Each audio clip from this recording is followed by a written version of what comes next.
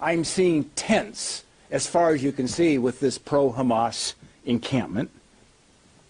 And on that whiteboard, it said, "No Zionism." Later that day, and by the way, when I was on campus, I chatted with some of the Jewish students, one of the rabbis there, as they are afraid to even walk on their campus. Yet later that night, these pro-Hamas protesters went to the university administrators and the president's home and called for the beheading of some of the administrators and leaders at GW. I didn't think I'd live to see the day of this going on in our university campuses. Joe Biden did nothing. And then the lethal aid that Joe Biden said he wanted to provide Israel, it's now on hold. Why is it on hold? To appease his liberal base in places like Dearborn, Michigan, because Joe Biden's in trouble in Michigan. This is not going to help Israel win the war. It's not going to help to get our hostages home. Mr. President, Afghanistan was bad enough. Now you're going to leave more Americans stranded and in the hands of terrorists. Every single Democrat should be standing with us at this moment, condemning the president's remarks and pleading with him, demanding he reverse his course. The choice is very simple.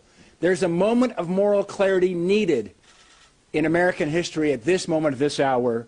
It's simply this. You are either for Israel or you're for Iran and their desire to exterminate Israel and Jews around the world.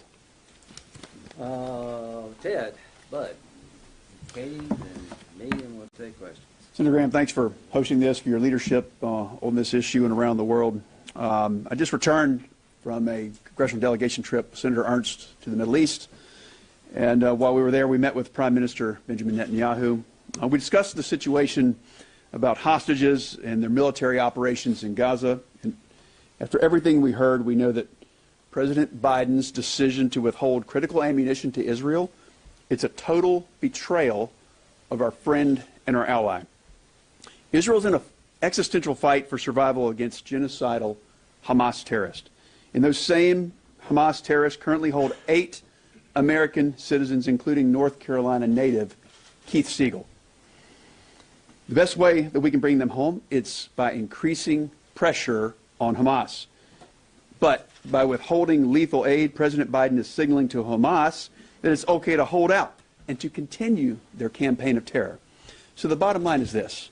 President Biden is making it harder to bring these hostages home. And the ultimate absurdity of this decision by President Biden is that the administration is withholding precision-guided munitions. Senator Risch spoke about this earlier, because the Biden administration is actually making civilian casualties more likely. But at the end of the day, we know what all of this is about. For President Biden, this is about November elections. And I know firsthand that President Biden is overruling his own national security team, and he's letting a few radical activists on his staff dictate our foreign policy. He's just too weak to say no. President Biden is putting politics over our friends and allies, the Jewish people, and our friends, the American hostages. This is one of the most shameful displays that we've ever seen from a U.S. president. It telegraphs to the world that the U.S. is not to be trusted. We deserve better. Thank you. I want to start by thanking Senator Graham for your leadership on this and so many important issues. You know, as I stand here listening to all of my colleagues make such incredible points that somehow this administration continues to miss, I can't help but think they also continue to miss the opportunity to learn from history. As we heard Senator Daines talk about what's happening on our college campuses, talking about the lack of enforcement of Title VI, this administration refusing to protect our Jewish brothers and sisters as they want to go to class, they want to eat peacefully in dining halls, be okay in their dorms. I remember that discrimination upon race, denigrating someone upon race, blocking someone from a classroom wasn't okay in the 1960s. Do you hear me? And it is not okay today. This administration needs to stand up and stand against anti-Semitism. What else they're failing to learn from? I mean, yesterday we celebrated 79 years since VE Day, the victory there in Europe, liberating Europe from Nazi terror. Earlier this week, we honored those 6 million Jews that died in the Holocaust. We are at a place in this country, a Harvard-Harris poll just came out, where it said between the ages of 18 and 29, 1 in 5 of those individuals don't believe the Holocaust even existed. And on that note, I think it's important that we continue to tell the story of October 7th, because somehow that has gotten lost. Senator Graham led a delegation to Israel. We sat across from Israeli leaders.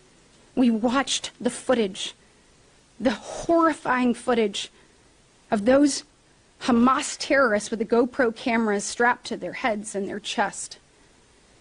When we talked to the Israeli officials, we mentioned 9/11. And they said, yes, it's similar, but I want you to understand why it's different. You were able to wake up on September 12th and tell your kids that the perpetrator was oceans away. We woke up on October 8th, and the people who want to eradicate this entire population are just miles down the road. I want you to think of what we're asking for parents in Israel who are tucking their children in at night. These disgusting, barbaric terrorists, they're not going after soldiers. They're coming after babies and beheading them. We watch them rape women. We watch them pull Holocaust survivors from their wheelchair. We watch them burn parents alive in front of their children. This is what we are up against. You cannot, in good conscience, ask parents to tuck their kids at night without believing that Israel can move forward and eradicate Hamas. There are still 4 battalions in Rafah. So understand what that means for the innocent people of Israel. We must do more. Never again is now. And I urge the President of the United States to not be the very first president to not stand with Israel. They are our greatest ally, and they deserve us to stand shoulder to shoulder with them as they fight the evil that is Hamas. Well, thank you all. So real quick, let's just build up where, Mr. President, reconsider this. It's okay to reconsider and change your mind when circumstance warrant. For over a year, I have been working with the Biden administration and many of my colleagues up here to try to have an agreement between Saudi Arabia and Israel that would end the Arab-Israeli conflict on President Biden's watch. I believe a Democratic president is best positioned to build on the Abraham Accords when it comes to Saudi Arabia and Israel. That would be a major accomplishment. I think President Trump understands he would get his fair share of credit. I have been to Saudi Arabia and Israel 5 times since the war. The goal is to try to bring Saudi and Israel to the table to conclude a deal that would end the Arab-Israeli conflict, isolate Iran, and find a better, hopeful future for the Palestinians through direct negotiations with Israelis. I am still committed to that. Mr. President, if you do not change this policy, you will have destroyed the last best chance to deliver lasting stability in the Mideast for generations. Saudi Arabia is watching. Would you, as a nation, sign a defense agreement with the United States knowing what we have just done to Israel? Is signing on the dotted line with the United States in a mutual defense agreement equivalent to outsourcing your national security to the United States? That is the message you're sending. Israel's being asked to turn the war fighting over to the United States. Let us plan how to do this, not you. That is a huge mistake. Number one, I trust Israel more than I trust Austin. He still said Afghanistan withdrawal was a good idea. Bottom line, there's a lot at stake here. I think the region and the world is going to second-guess future relationships with us, Mr. President, if you don't change your mind. Finally, is it right to give bombs to Israel in these circumstances? I think the answer is yes. I want to define the problem Israel faces. Hezbollah is a terrorist organization that has over 100,000 weapons pointed at Israel. They're Shiites. They're in Lebanon. They actively attack Israel regularly. Hamas is a terrorist organization that is dedicated to the destruction of the Jewish state, not helping the Palestinians. Their charter is not to bring about a better life for the Palestinians, but to destroy from the river to the sea all the Jews. And this is what they said after October the 7th.